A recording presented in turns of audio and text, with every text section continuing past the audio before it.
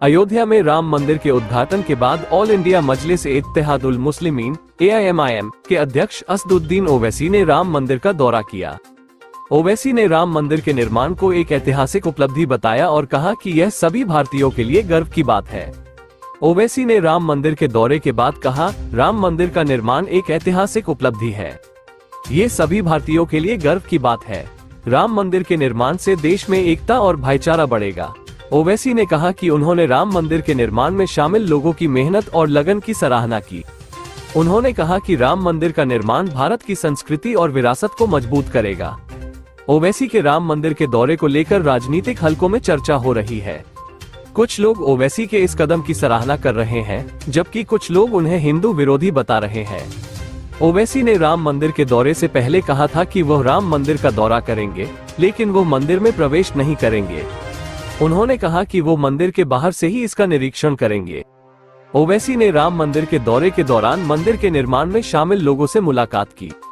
उन्होंने मंदिर के अंदर भी कुछ समय बिताया। ओवैसी के राम मंदिर के दौरे को लेकर सोशल मीडिया पर भी प्रतिक्रियाएं आईं।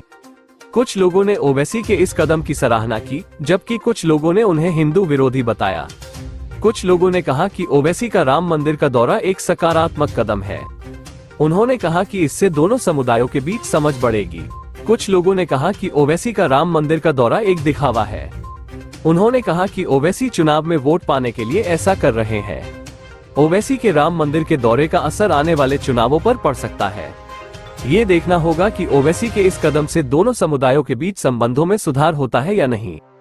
राम मंदिर के दौरे के बाद ओवैसी ने एक संवाददाता सम्मेलन में कहा कि उन्होंने राम मंदिर के निर्माण में शामिल लोगों से मुलाकात की और उनका आभार व्यक्त किया। उन्होंने कहा कि राम मंदिर का निर्माण भारत की संस्कृति और विरासत को मजबूत करेगा। ओवैसी ने कहा कि उन्होंने राम मंदिर के निर्माण में शामिल लोगों से कहा कि वे सभी धर्मों के लोगों को एक साथ लाने का काम करें।